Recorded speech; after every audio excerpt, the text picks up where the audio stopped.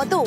既然是异国之旅，当然要挑一个外国旅伴喽。全世界跑步的 Tomo-san。耶 ，Windy，我很开心跟 Windy 一起出国。Windy， 我们要去东京马拉松吗？纽约马拉松吗？柏林马拉松吗？我都准备好了。护照准备好了。对。但是刚刚那些我也都想去，不过这次我们不用带护照。真的？不用吗？不用带护照，因为我们这次要去的国度呢，就在台东，台湾的台东。你有听过都兰国吗？没有。都兰国位在台东的东河乡，它是一个很特别的地方。这里呢是阿美族的生活场域，原本也是阿美族很传统的部落。因为这里很有自己的生活步调，也很有自己的文化跟生活方式。因为就在台东的东河，所以出国不用带护照哦。不用吗？不用。为什么叫都兰国？我们这次旅行完之后，说不定我们两个就知道答案了。好，走，出国去。Let's go。既然入境的话，我们就要做身体检查。真的要检查吗？真的。Tomo-san，你把我手举起来一下。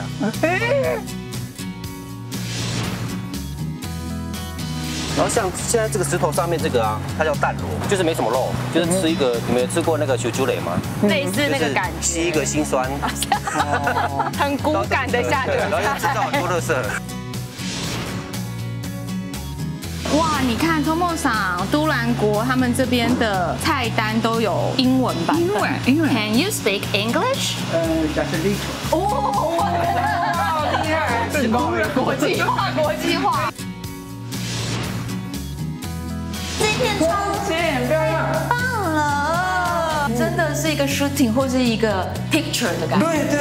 对。啊，好舒服哦，这就是田园生活啊。对呀，这最棒的地方。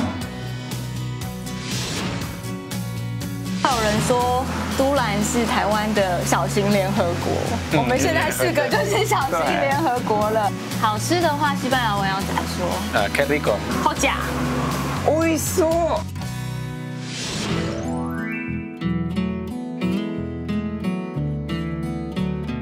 Windy，你说我们要去都兰国，だけどここはどこですか？我们在哪里？看起来很大自然，对不对？对。出国的时候啊，都要填入境卡，要过海关，要入境审查。那我们到都兰国，当然也要做这些事情喽。所以，对。你看我们的那个审查官在这边啦，审查官阿强哥好，这是 Tomo-san。阿强哥你好。那我们现在既然入境的话，我们就要做身体检查。真的要检查吗？真的。Tomo-san，你把我手举起来一下。收身。我没有带钱吗？我没有带钱吗？OK 吗？好 ，OK， 太瘦了，多吃一点。阿强哥开玩笑的，其实没有真的要入境审查，但是到都兰国这块领域确实不是随随便便就可以进来的。对，没错，这一块其实它除了是都兰国的土地以外，也是我们的传统领域。对，那我们平常会在这边从事一下我们的记忆活动，所以是没有预约行程的游客是没有办法自己进到这个传统领域里面的。要先跟审查官预约一下。都兰国的公关部长好。对。那阿强哥，我们之所以称都兰为都兰国，这个都兰国它有什么由来，或者你们为什么可以自成一国呢？好，这个因为都兰国它本身在以前农业时代的时候，其实部落跟部落之间，虽然在阿美族里面它有100多个部落，可是其实你到下一个部落，距离几十公里，它可能语言上面就会有一点不同，然后文化上面也会有一点不同。那在这个不同之余，那我们就是以自立一国的概念去呈现出都兰国。那并不是说我们独立，但大家都还是阿美族这个大家族这样。只是说部落之间本来如果以我们现在国家的概念来讲，以前各部落有点像是独自生活、独立生存的。那都兰现在整个向心力又特别的强，然后又有自己的文化风格，所以可能就可以叫做都兰国。是没错。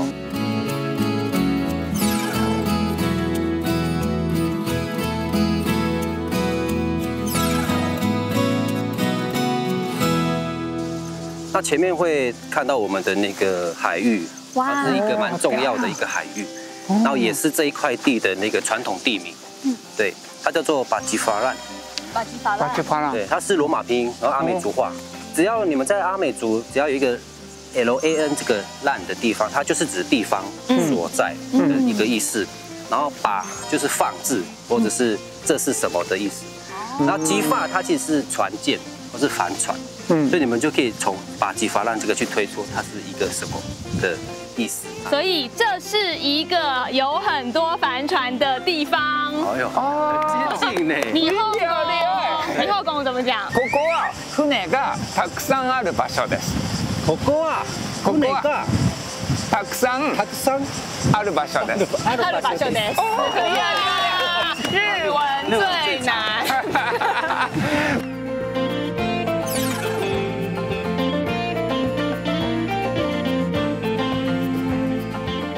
地道真的，阿翔哥不带我们走的话，我们根本就不会找地道。因为通常不会有人刻意会发现到这个秘境在这里，对。那你们走的时候要稍微小心一点。我看到海。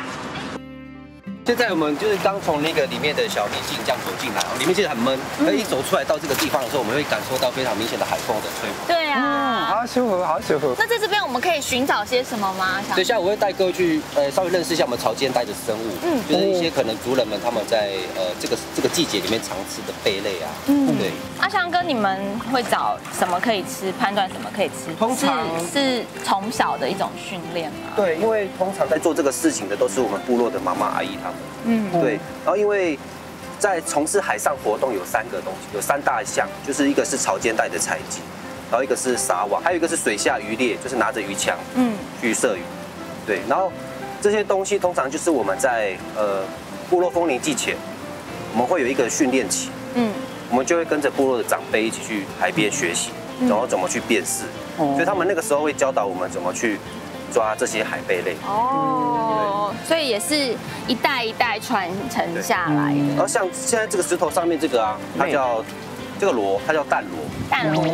对，然后它就是没什么肉，就是吃一个，你们有吃过那个小猪蕾吗？类似那个感觉，吸一个辛酸，然后壳都很骨感的下酒菜，然后又制造很多垃圾。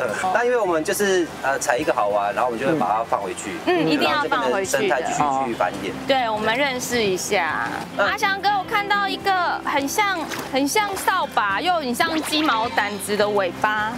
这个可以吃吗？又有点像海参。这是海参。这是海参吗？对，好恐怖！耶，我找到了！啊，它会对我喷水，对不对？这是它的那个保护机制，就是它受到刺激，它就会有那个意。这是它的攻击翼，就对。所以它这个会很黏。我们小时候，爸爸妈妈或者是兄弟姐妹，他们都会来这边玩水。这个地方它也孕育了我们整个杜兰村的村民或者是后代。对。那你会觉得说，哎，这样好像就有贝，这边就好像就有螺，好像是很简单的一件事情。但是其实，在海上的活动里面最辛苦，就是我觉得是潮间带。你们刚刚在采集的时候，其实那个姿势就是那叫弯腰嘛。对。所以这些货它有一个别名，就是弯腰货。就说如果你一整天一直在这边弯腰采集，其实对身体的负担是很重的哦，因为如果出海出去的话，你可能是撒网捕鱼或什么，你不需要一直弯腰。你潜水那个也只是在里面游来游去，可是像潮间带这个很辛苦。你会发现潮间带你唯一泡到水的只有脚踝。对。所以你一整天在海边采集，你要晒太阳还要流汗，去海边还要流汗。这就是在潮间带采集里面最辛苦的一环。哦，对，也有道理。所以我们要珍惜每一次弯腰观察的机会。所以我们有时候就是老人家他们会宴客啊，他们就会拿这个出来请。就是只要有很贵重的来宾的话，或者客人，他们就会把他们自己的弯腰货库存在冰箱的，真的在冰箱的拿出来请客人吃。哦，所以弯腰货是最款待客人。对。哦，所以我们如果可以吃到弯腰货的话，我们要觉得很感恩，而且要感到非常的尊荣哦，我们被当成重要的客人。阿翔哥，我觉得我们认识了这块潮间带之后啊，对都兰国的这块土地又更有情感了，因为我们更了解，都兰国它到底在做些什么，然后这里有些什么。好，那当然就是像我们想要让游客有体验到出国的感觉。对，那通常不知道问各位，出国你们首先做的第一件事情是什么？做计划，然后换钱。对，换钱。哦，讲到换钱，就是刚好我们在都兰国这边有属于自己的货币。对，那不知道大家有没有换到我们都兰国的货币呢？没有哎，但是我是有准备一些新台币。导演给我钱。噔噔噔，哎，新台币可以换吗？可以换，就先放我口袋。这样子是不是？确定汇率不用先告诉我们吗？没有什么汇率，这个晚上我再跟通膨厂我们再讨论一下。谢谢。我们去哪里消费？我是不太在意啦，反正是导演的钱。OK， 那这个货币它其实在都兰里面是不能去使用的。哦，新台币不能在都兰国里面换因为我都兰币。们自己有自己的货币，那要怎么去取得这个货币呢？就是打工。打工。那通膨厂你这边有什么长处呢？あ、僕は日本語を教えられます。教日语。教日文。不错。那我你可以出卖。这个没有办法，这个不值钱。劳力啊！哎，出卖劳力。对，那 OK， 那就出卖劳力啊，就是付出一些我们自己的苦力，就是帮我们的海边跟做一个净滩的活动，然后就可以去用净滩的这些垃圾去换小米这边都兰国的货币。这个货币它本身叫做米币，它其实是用阿美族话去翻译的，对，它其实叫做米八六。米八六在阿美族里面是换工的意思，就以前大家没有对货币是不太了解，不知道怎么去运用。就说我今天可能有种田，然后你可能有养鸡，对，那你偶尔帮我来割稻，然后我帮你去喂食鸡，就是我扛好我收割完的米我可以给你，然后你养大的鸡你可以给我。以前就是这种概念，现在就是比较生活化了。对，下次你可能想要搭便车啊，去台东市区啊，或者是去哪里，或者是浇花、喂动物，我们就会用这个货币的概念去把它流通起来。哇，我觉得这种互助的精神很感人。所以你们要开始动作了吗？对，我今天真的要出远门，我的狗没人照顾的话，就是说阿翔哥，你来帮我喂狗喂几天，然后我给你一些米币这样。对。那阿翔哥那个米币长什么样？长什么样子？你们要先做完之后，我再给你们看。哦，真的，好啊，我们就开始。这个行为叫做还没工作你就想要先看到薪水？不行，好，我们开始工作吧。先放这里。好。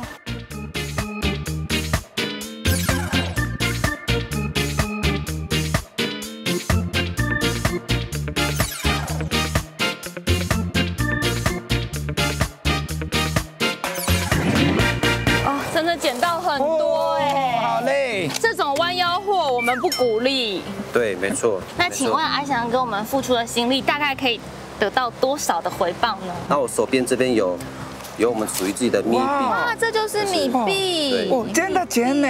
对，它有币值哦，币值15、30、60。这个米币上面真的是有钢印的。对，因为还是要防伪，不要开玩笑。对，不能制造米币的伪钞哎，真的是有钢印的，就是很有质感的。然后上面的图案对你们来说是不是有一些？它其实像是15的话，它基本上是生态，这是周遭的生态，就是有青蛙，然后这是我们都兰山跟水稻田，对，然后30的话，它其实是海边了，对，就是有一个山一个海，珊瑚，对，所以就是有山有海之后就会有文化。60这是刚刚有在上面祭祖的时候使用的竹杯跟香烟还有槟榔，所以这个是我们常常在祭祖之前会放的东西。那后面是都兰山，然后后面就是我们的传统服饰的头饰。等一下大家就可以用这个我们的都兰货币，然后去我们的都兰村里面去做消费。今天的工作就完成，谢谢，用劳力换取的，对，好开心。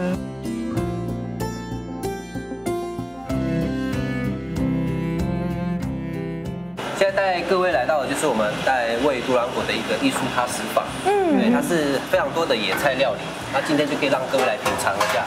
来，于大哥好，你好，我是 Windy， 这是 Tomo。你好，是 Tomo。于大哥，你的小厨房好可爱哦，好漂亮，在地的元素。哦，你自己搭的吗？哎，对，好厉害。那这边我们要来用米币是可以的吗？绝对可以。真的可以，太好了。所以这边主要是吃野菜料理、素食料理。我们看一下菜单。哇，你看 Tomo 桑都兰国他们这边的菜单都有英文版本。英文。 Can you speak English？ just a little。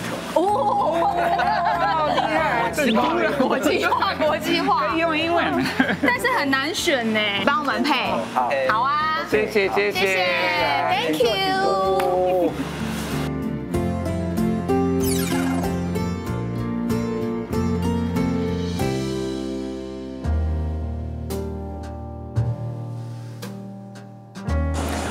しそう。对啊，看起来好好吃哦。这一盆非常的特别，这个算是你们阿美族日常生活在都兰国常吃的料理吗？哦，对，它其实野菜的部分是我们以前很常吃，一直到现在都还有在吃的。然后这个是我们的厨师，他用了他自己的创新料理，跟现代的那个做法去做结合。哦，所以一年四季会吃到什么野菜，或是采集到什么野菜也不一定，对不对？可是比较常见的就是像是你的左手边这一道菜，就是苋菜。苋菜、野苋菜。然后这个豆腐的话，就是那个昭和菜。然后昭和菜蛮特别的，在都兰也叫飞机菜。昭和菜跟霓虹狗有关系耶。阿姨他们、妈妈他们都叫它飞机。飛行機。日本的飛機就是飞机的意思。对，因为那个时候日治时期，就是日本军的那个飞机在天上飞嘛。对，就那个时间点，刚好这个菜就蹦出来了。所以他们就把这个菜叫做飞机菜。飛機菜。所以它的阿美族话叫飛機。哦。どうぞいただきます。哦，開動。哇，好好吃哦，好像玉子烧的感觉，而且杏仁片很香，外面又酥酥脆脆的，豆腐里面软软嫩嫩的，喜欢呢，美味しい。很好吃，豆腐很健康，然后那个我记得那个有点像那个日本的195的炸豆腐的味道。不知道两位有没有发现，就是我们这一桌菜啊，就是在讲原住民风味餐的时候，通常都是大鱼大肉，你会发现我们这一道都是蔬食菜。对耶，很不一样，没有什么石板烤猪肉啊那些的。因为有时候就刚刚我们讲到我们民族嘛，阿美族本身就是爱吃菜的民族，爱吃不是说爱吃素，就是爱吃菜。对，所以我们只要任何可以吃的菜，就会像这样摆出来。即使没有肉，它也是看起来非常的漂亮。没错。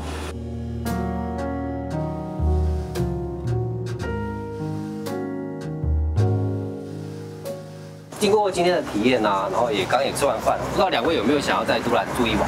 有，我已经安排了，我订好民宿了，因为来到都兰一定要住一个晚上，才可以体验这边整个非常缓慢的氛围，所以我订了一间跟都兰一样名字的，它叫阿图兰。对，在半山腰，然后民宿老板说开车开一段之后，再走一小段下车就可以到了。我知道那个位置大概在哪里。然后两位就可以开车沿着这条路，然后到十字路口右转，一直往上走，最漂亮的那棵树之后，车子停好，再步行5分钟就会看到民宿了。哦，看到树之后再转进去。对，转个弯就到了。对，听起来很近，没问题。那就祝各位这几天的行程一切顺利。谢谢阿翔哥，谢谢，拜拜，谢谢。Windy， 阿翔哥的5分钟好像不止5分钟呢。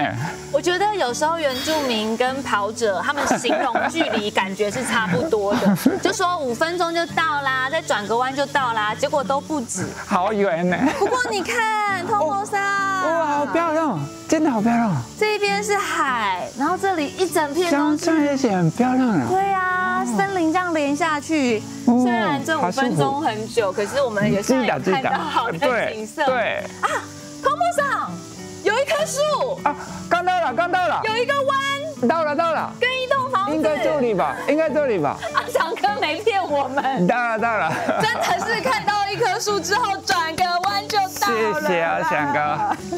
哇，托莫桑，你看这一片大草皮，好舒服哦。对呀，而且有一个老师，好厉害，在做瑜伽，圆圆老师吗？你好，老师，你刚刚那个动作也太美了吧！这个是你原本的家吗，圆圆老师？不是我们的家，但是就是我们在经营的一个空间，这样子提供给大家住宿体验的。但你本来也不是都兰人，对我不是，我是中立人，所以也跑很远的地方来都兰生活耶。对啊，我觉得会来都兰生活，而且会选择这样子一个空间跟大家分享，又背着山，面着海，那是山园湾吧？对，这是山园湾，好漂亮，没错。又这样子的环境，其实应该是被这个环境吸引，所以才来都兰生活的。对，这边太漂亮了。而且你们很奢侈哎，你们在打造这个环境空间的时候，是刻意留了这一块草地空间跟大家做分享吗？对啊，因为我们希望有一个可以就是脚踏实地，让大家踏踏草皮的一个空间。所以待会儿我们也可以体验瑜伽课程。对，没错，还有颂钵。Tomo桑，你有做过瑜伽吗？没有，我看过，但是没有自己体验过。完全没有。完全没有。没有，我看过。好像有一点硬哦，老师。等下我们就来看看。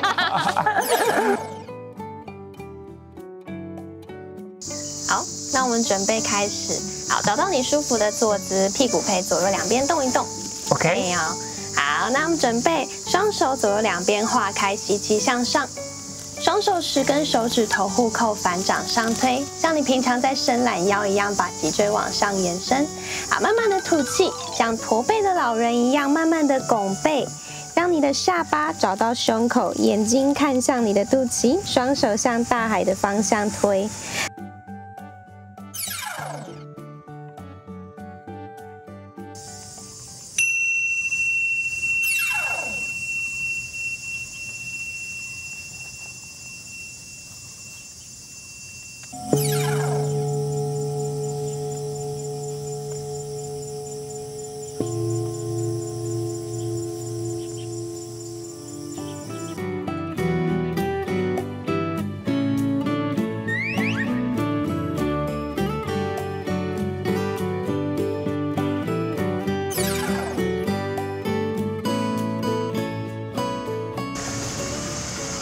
的房间。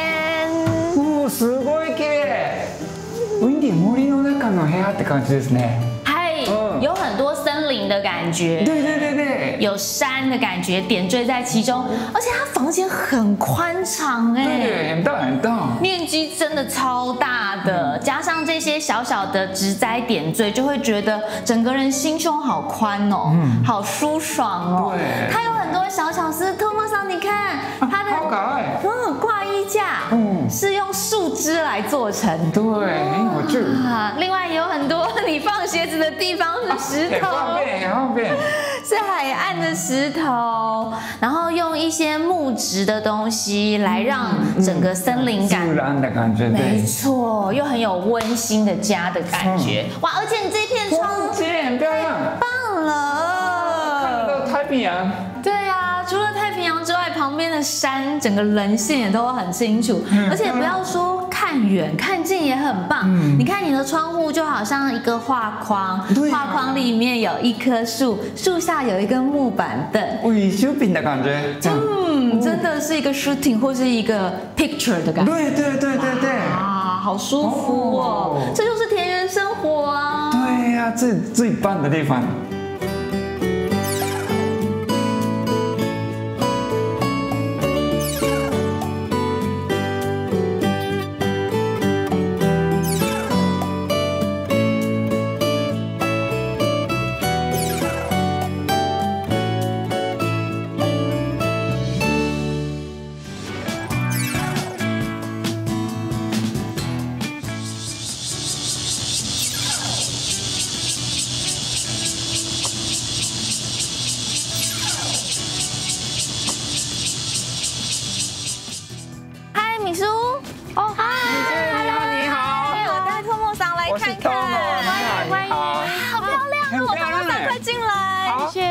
你看有没有感觉被艺术品包围着？对。我这次的作品最主要是用回收的材质做的，全部都是用回收的帐布跟我剩下的睡布做这样子。对，这些很像万国旗的感觉耶。对，这我希望它就是可以有飘，可以有那个动的感觉。对，风吹的时候。所以你喜欢用一些回收的材料来做艺术的创作？我近期都是用回收的材质，然后因为我本身是做服装创作，所以有很多布料，所以我就结合这还有大的技法这样一起做，我觉得蛮有意思的。在都兰这个地方，让你觉得创作力或者是你的艺术的这种感受力有大大增加吗？有，因为我在住这边蛮久，然后在都兰，我不知道你们有没有注意到，就是做创作的人非常的多。对，然后你住在这边，就是每天看山啊，看水。所以是因为山水跟生活步调。就很多啦，就都是耳濡目染，还有这边的文化，这边有很多原住民的文化。我觉得人有时候要创作，要有很多的输出的时候，你必须要先被掏空一些部分。不能说掏空，就是你要净空，你要把一些东西排除掉，然后你的想法或者是什么被沉淀了，你的脑袋被空出了一些位置，你就可以有更多的思绪产生，然后注入在你的创作上。请问一下，你一开始就选择这么大型的专辑吗？应该是说本来没有想那么大，结果不小心就做大了。因为想说最近就是露营蛮流行的，然后我想要做一个可以户外，然后结合布料，就想到 glamping， 就像色彩啊什么就很缤纷，然后大家都可以进来拍照，然后在里面外面都很棒这样子。对耶，所以这也是一种 glamping 的感觉。那要 camp 的话，有帐篷，应该也要有摇椅、摇床，或是椅子之类的。我还有其他的作品，也是用废弃的材料做，我们进来看一下。好啊，好。在这里。哇，这椅子好漂亮，好漂亮。这个你们也可以试做，这是可以做的。对，这是我为那个今年的月光海做的打卡墙，对，然后全部都是废弃的材质去做的。其实这么缤纷，这么耀眼，真的感觉不出来它是废弃材质，就觉得它是一个很新、很有活力、很有魅力跟很动态感的作品。而且这个手指的意思是什么？这个是我的创作的一个精神的一个部分，我会延伸眼睛跟手指，因为我本身很多东西都是用手去做的，然后我就是延续很多的部分都会有手的这个概念。有手，那边有一张哎，那边还有就用小手，然后还有很多，也可以做做看，我编的很好喜欢，好喜欢。背部有按摩的感觉，对，真的有按摩的感觉。对，有一颗一颗的。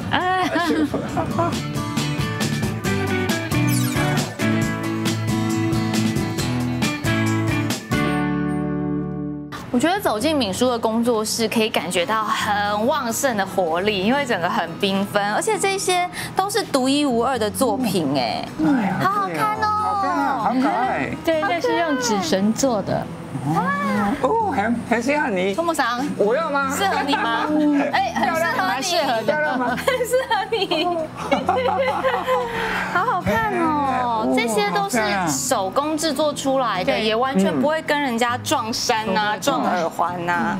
哇，衣服也是，衣服就是因为我常年旅行，然后我有收集很多布料，然后我也是学服装设计，所以就会布料就会拿来创作这样。对呀，哇，有没有觉得购买欲大爆发，托莫桑？这个是女生的嘛？有少量男生的。男生区在哪里？男生有在另外一个地方。这个是蓝染的棉布，好可爱啊！好适合，这是收集的，好适合都兰哦。不对，适合你的牛仔裤。对。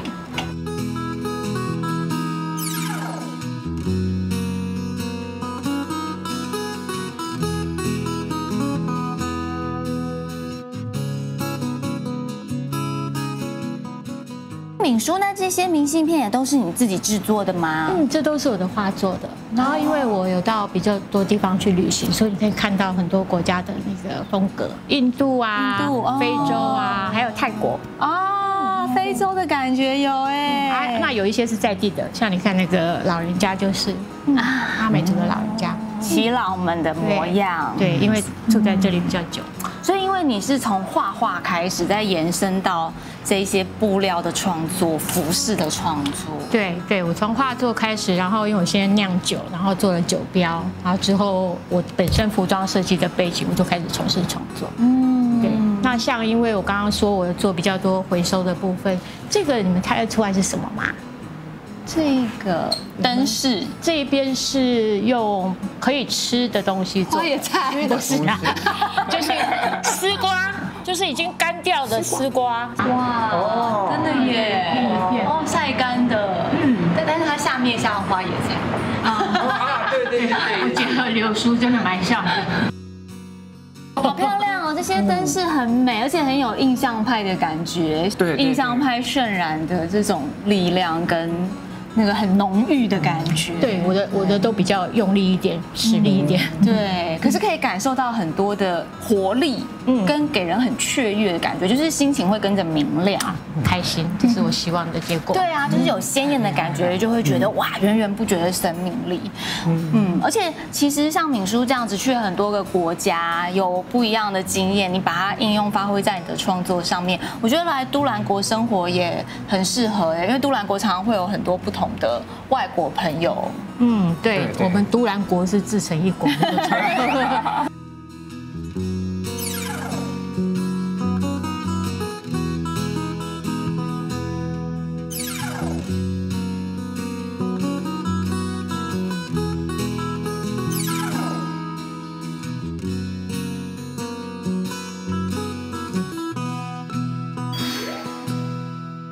嗨，小飞教练，你好，哇哦，你这个地方选的可真好，而且你看起来好悠闲哦。这就是平常你在都兰的日常生活吗？也不是日常的，是可以休息就来这里休息啊。这位是 Tomo 桑。你好，我是Tomo。Tomo 来台湾已经11年了。 11年了。11年啊，我10年。 10年，差不多了。学长啦。学长。小飞教练一来台湾就是来到都兰这个地方吗？还是说你是先在台湾其他的城市生活呢？我先环岛一次，搭便车，然后我在垦丁有人跟我说，其实台东不错，然后我就好，这个是我的地方，我就。所以你来了你就知道 this is my place。对，很喜欢，对，就是有一见钟情的那种感觉。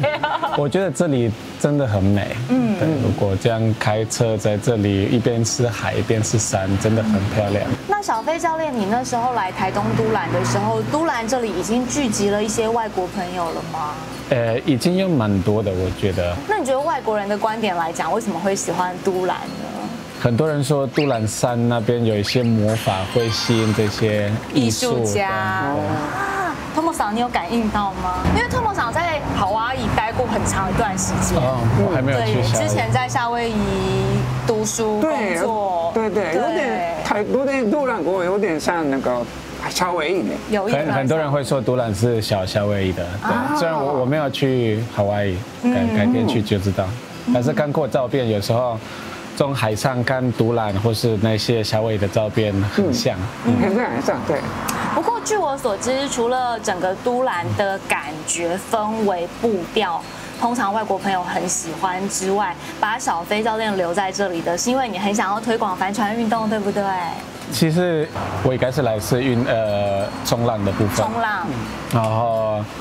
有好的运气，我就做其他的工作，然后第3年差不多决定是我要留在这里，可以推广帆船运动。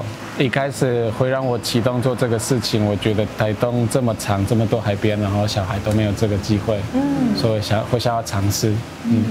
来，你们点心来喽！小伟好，小伟好，你跟小飞应该很熟，对不对？对，他常来我们店里。你也是阿密斯吗？我不是。那你是原住民吗？对，我是原住民，但是我是南投的布农族。要跟我们一起做嘛？可以吗？好，我跟你们一起。因为这样子好有趣哦，西班牙人、台湾人、日本人、日本人、布农族。对。可是布农族为什么要从你自己原本的家乡到都兰部落来啊？我是在南投信义乡，对，明德村的布农族人，但是因为我其实是。人家常说的都市原住民，所以我从小其实在台北长大。对，然后我也是因为台东的海洋跟小朋友，我是喜欢冲浪，所以留在东河，然后就这样子生活到定居的。所以大家聚集在这边，都是因为喜欢这里的海跟这里的氛围。对啊，我们其实这样坐在一起，就有一点点小型联合国的感觉，因为会有人说都兰是台湾的小型联合国，我们现在4个就是小型联合国了，所以我们每个人都可以讲不同的语言，比如说你可以讲西班牙文、但是没有人听懂啊。你可以讲西班牙文说，对，欧拉，我可以讲台湾话。大家好，你可以讲哦，こんにちは，こんにちは。然后你可以讲布农语。乌尼朗米胡米桑。哇，好吃的话，西班牙文要怎么说qué rico。qué rico。这看起来好特别哦。这个的话，今天我准备的话是那个红乌龙茶卷。对，通常来我们店都会吃肉桂卷，但是因为我们最近用台东的红乌龙，那它吃起来会有乌龙茶，然后上面会有一个柚香奶盖在上面。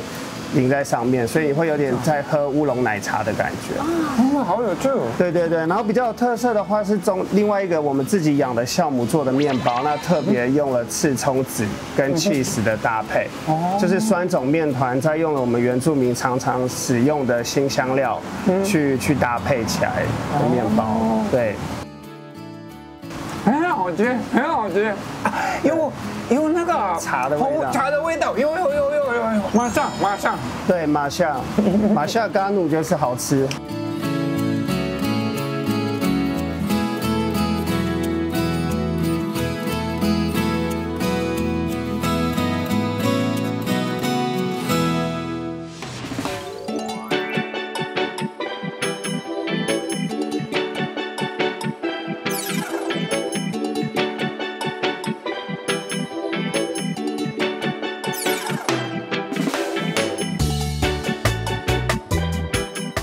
我们慢慢不知不觉的要出航了。我们的友谊小船要正式的往活水湖出航，是一个很新的体验，因为游泳过很多次，但是搭乘着这样2人式的小风帆船，这是我的第一次，也是 Tomo 岛的第一次。教练没有我们一起来吗？教练，等一下应该会过来。在教练没过来之前，只要我们不乱动，我想不会有太大的意外。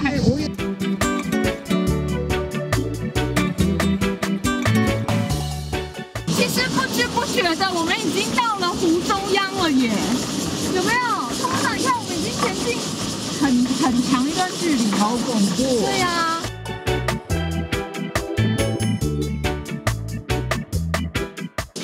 我们现在感觉很静，有没有？很安静。因为小飞教练说今天比较没有风，所以他静静的坐在船上，我们在等风。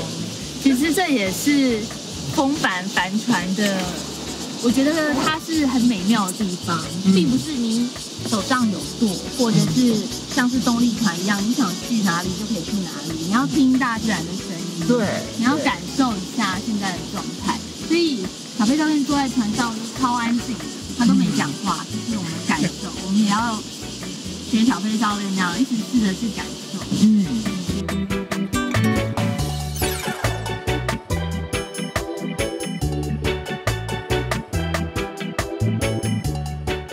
好，你们试试看你 Windy， 你往外坐一点，对，你跟你的帆要我到这边才会受风，然后不要收这么紧，放松。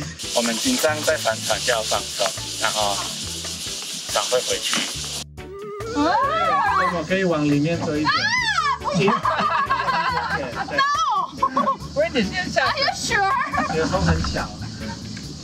哇！我有平衡。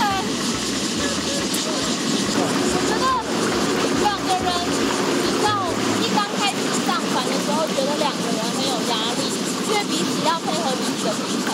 但是我现在觉得2个人是一件好事，因为1个人根本忙不过来，又要掌舵又要弄船。对，一个人手忙脚乱。所以有朋友是很重要的，通过讲。对。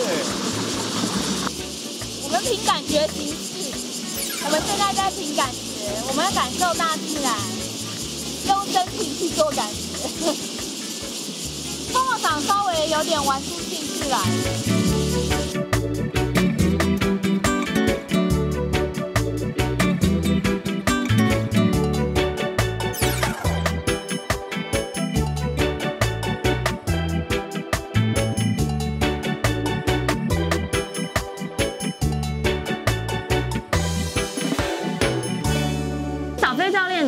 始在台湾要推行帆船学校的时候，你不会觉得也很困难吗？因为据我所知，活水湖在更早的时候，不要说玩帆船运动了，你想要自然的跳下来游泳都不行，它有很多的限制，你要申请或者是你不可以在这个水域里面进行水上活动。所以那时候，就算你有这个热情，你要推动，应该也会受到很多政策啊、环境上面的阻碍吧？对，这个当然的。其实我一开始做帆船学校，很多人跟我说不建议做这个，很难成功。反正台湾这么多人怕水，然后台湾的政策对水域运动也很复杂。但是这个也是给我更坚持的挑战来做这个事情。用外国人的角色来做这一些事情，完全我一开始都不知道在做什么，然后一直收到很多这个不行，那个不行，那个也不行，也不太知道为什么这么复杂。我以前比较生气啊，就是为什么你们不让我做这个？在国外这么简单，在台湾这么复杂，然后有点闹脾气这样。后来比较深入的了解台湾文化，我觉得很多事情没有这么简单，所以有时候我也没有到为难，但是我又比较负面的去批评一些政府单位，他们就不让我做事情。后来发现也不是他们的错啊，是整个体系的环境，很多人会被绑住，或是觉得他们要接受的负担，那个危险性的负担太大了，所以他们不愿意帮我做这些事情。我觉得负责就是一个小代价吧。我觉得可以看小孩这样学习，然后他们出海啊，在这个工作在这个运动长大，我觉得这个是最感受的，所以会觉得反正公文这些事情啊，就小事吧，这样。因为通常也是在台湾生活嘛，然后比如说通常你很喜欢跑步，对，可是像小飞教练这样子，假设今天台湾政府跟你讲说，哦 no， 不能在马路上跑步，去马路上跑步你要有 permission， 对，然后你不能个人申请，你要有成立一个协会，对啊，这个协会成立了之后，你才可以跑步。你觉得你还会想要在台湾跑步？我个人要啊，但是有点复杂，麻烦呢。那如果你要申请这么多的程序，你会愿意去申请，然后跑流程，跟政府单位沟通，你愿意做这些吗？对，我以前办多摩北的马拉松，那很复杂，我先进啊，这边可以用吗？这边可以用吗？然后到怎么样？很复杂。但是那个时候也我台湾的朋友们很多人帮我，所以太感谢了。所以你也大家一起，我觉得可以。所以你也因为这样子得到了很多收获，也继续在台湾生活。当然了，我很喜欢台湾。就那个时候你也不怕复杂，就对了。我觉得我好幸福哦！我现在在活水湖的水面上，这么安静清澈、美丽的东台湾。然后在我身边有2个外国朋友，他们比台湾人还要不怕麻烦、不怕复杂，他们比台湾人还要想在台湾追求他们自己喜欢的活动。我认识你们2个，我觉得很荣幸耶。对啊，真的很感动。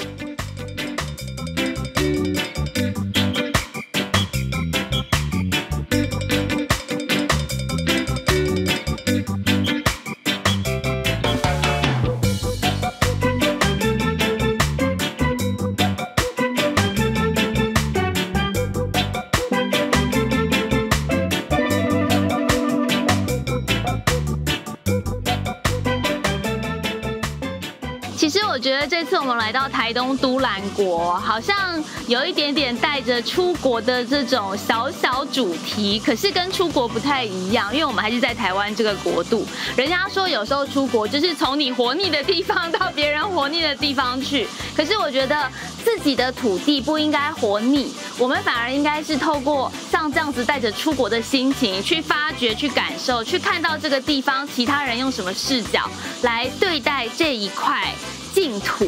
如果我们发觉了，我们就会觉得这个地方我没有活腻，我自己的国家、我自己的土地其实也有很多很珍贵的地方。所以别再说这是一个你活腻的地方到别人活腻的地方，每一个地方不管你怎么活都活不腻，只要你的生活态度对了，你用爱土地的心，那就不会活腻了。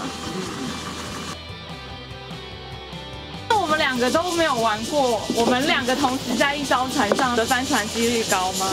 还好。OK。有点恐怖。我应该准备过。再会。还好跟Tomo桑体重可能差不多，我们身材差不多。如果是导演跟我同一艘船的话，不要偷臭别人。